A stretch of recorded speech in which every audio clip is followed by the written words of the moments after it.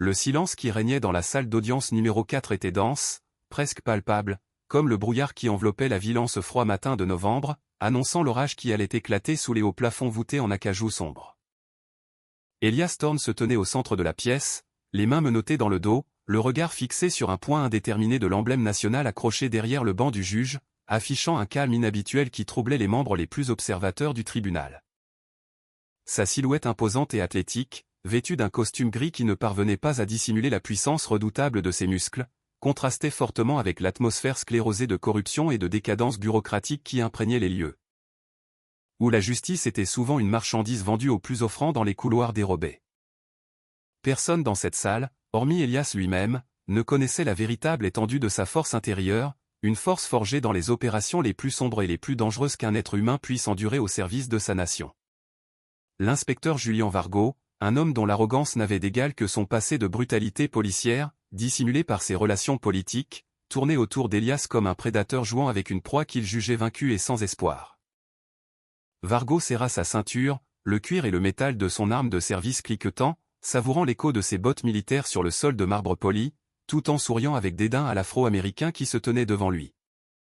Pour l'inspecteur, Elias n'était rien de plus qu'un criminel de droit commun ayant eu la malchance de croiser son chemin au mauvais moment, une simple statistique de plus pour gonfler ses chiffres et renforcer son image de dur à cuire dans une société qui applaudissait la violence.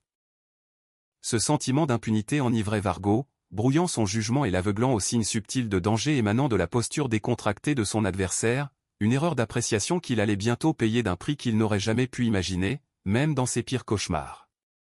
Sans prévenir et au mépris total du protocole, Vargo décocha un coup de pied brutal dans le ventre d'Elias, un coup lâche et vicieux destiné à humilier et briser l'accusé devant le tribunal et les caméras de la presse. L'impact résonna d'un bruit sourd et sec, provoquant des exclamations d'horreur parmi les jurés et un murmure scandalisé dans la salle d'audience. Mais ce qui suivit glaça le sang de tous les présents. Elias ne plia pas, ne broncha même pas face à l'agression physique, au contraire, il encaissa le coup avec la rigidité de l'acier trempé, contractant ses abdominaux au moment précis pour neutraliser l'impact et transformer l'énergie de l'attaque en un atout tactique. Ses yeux, autrefois calmes comme un lac profond, s'illuminèrent d'un feu glacial et calculateur, analysant en une fraction de seconde la position de Vargo, son équilibre précaire et la vulnérabilité exposée de son flanc droit. Le temps sembla se figer tandis qu'Elias, avec une fluidité défiant les menottes, pivota le torse et profita de l'élan de l'inspecteur pour lui faucher la jambe d'appui avec une précision chirurgicale digne des plus grands opérateurs. Vargo, surpris par l'immobilité de sa victime et la perte soudaine de gravité, s'écrasa lourdement sur le parquet, son épaule craquant dans un craquement qui résonna comme un coup de feu dans le silence de la salle d'audience. Avant même que l'officier puisse encaisser l'humiliation ou tenter de se relever, Elias s'était déjà avancé, adoptant une posture de domination absolue, et parla d'une voix grave et profonde qui emplit toute la salle.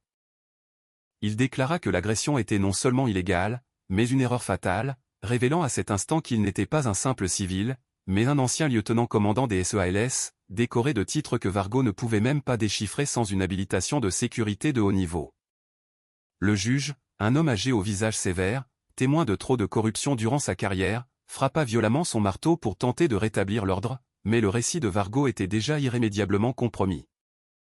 L'avocate d'Elias, une femme brillante et tenace nommée Sofia Valdés, se leva aussitôt, profitant du chaos pour demander l'annulation du procès et l'arrestation immédiate de l'inspecteur pour agression aggravée en plein tribunal.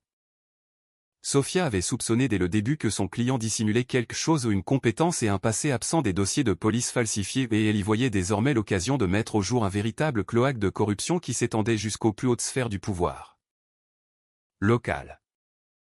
Son regard croisa celui d'Elias, et dans cet échange silencieux, une alliance indéfectible se forgea, fondée sur la quête de la vérité et la destruction de ceux qui abusaient de leur pouvoir. Vargo se leva, le visage rouge de colère et de honte, et porta instinctivement la main à son arme, un geste qui déclencha des cris de panique parmi les spectateurs, scellant son destin d'homme hors de contrôle. Les huissiers, jusque-là passifs par crainte de l'influence de l'inspecteur, réagirent à la menace imminente et s'interposèrent entre lui et Elias, pointant leurs armes sur l'officier corrompu.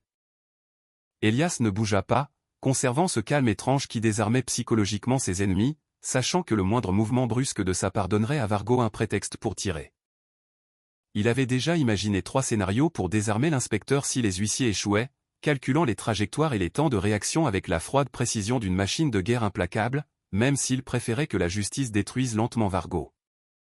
La nouvelle de l'incident se répandit comme une traînée de poudre dans la ville, alimentée par des enregistrements de téléphones portables qui avaient immortalisé la chute humiliante du redoutable inspecteur Vargo devant un homme menotté. Dans les heures qui suivirent, tandis qu'Elias était transféré dans une cellule de haute sécurité sous protection fédérale, les médias commencèrent à fouiller son passé, révélant un dossier militaire vierge et classifié qui ridiculisait les accusations fabriquées de toutes pièces portées contre lui. Exaspéré par les brutalités policières et l'impunité des élites, la population fit d'Elias un symbole instantané de résistance et de dignité, organisant des manifestations spontanées devant le tribunal pour exiger sa libération immédiate. Mais Elias savait que le combat ne faisait que commencer, il avait vaincu un individu dangereux. Mais ceux qui tiraient les ficelles, les politiciens et les hommes d'affaires qui utilisaient Vargo comme homme de main ne resteraient pas les bras croisés face à l'effondrement de leur empire d'influence. Cette nuit-là, dans la solitude de sa cellule, Elias reçut la visite de Sofia, qui lui apporta des documents prouvant que son arrestation n'était pas un hasard, mais une tentative orchestrée pour le faire taire suite à un événement dont il avait été témoin quelques semaines auparavant au port. Il s'avéra qu'Elias, devenu consultant en sécurité privée après sa retraite, avait découvert par hasard un trafic d'armes impliquant l'unité de Vargo et plusieurs sénateurs influents. Prenant conscience de l'ampleur du complot, Elias réalisa que sa vie et celle de Sofia étaient en grand danger, car ses ennemis n'hésiteraient pas à employer des méthodes bien plus meurtrières qu'un procès truqué. Il exhorta Sofia à la prudence, à ne pas sous-estimer la cruauté des hommes qui craignent de tout perdre, et lui promit qu'une fois libre, il démantèlerait le réseau pièce par pièce.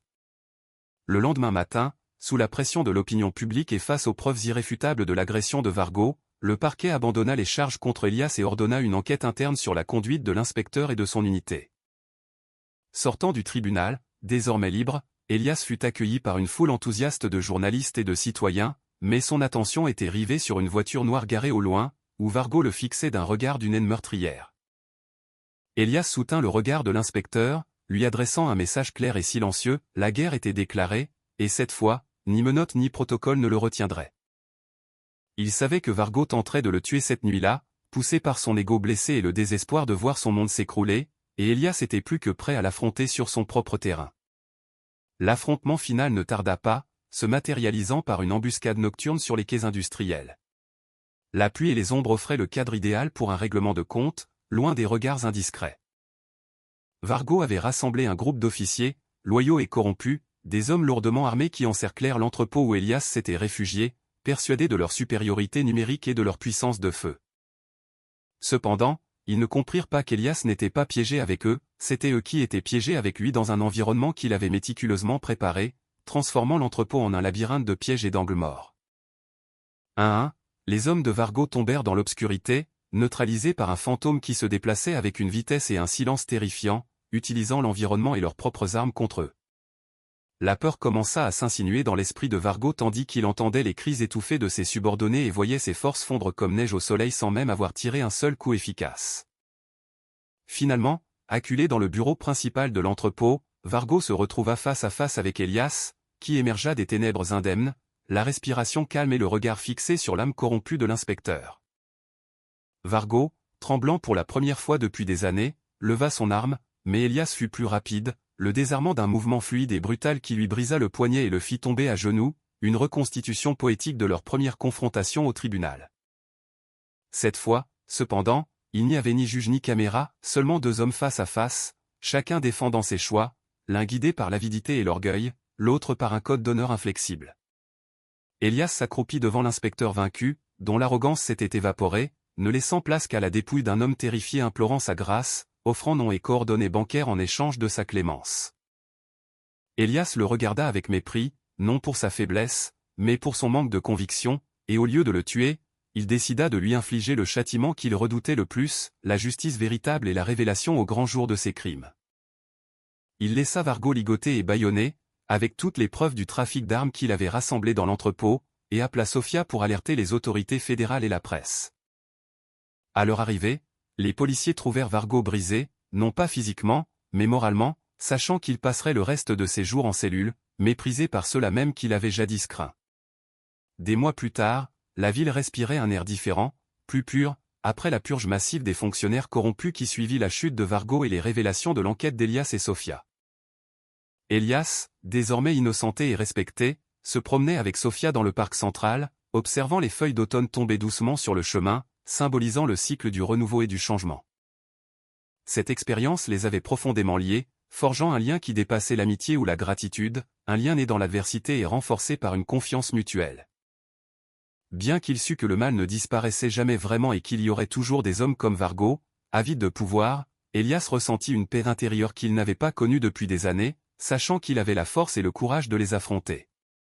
Le soleil commençait à se coucher à l'horizon, baignant la ville d'une douce lumière dorée, tandis qu'Elias repensait à l'étrange chemin qu'il avait mené des champs de bataille étrangers à cette cour corrompue.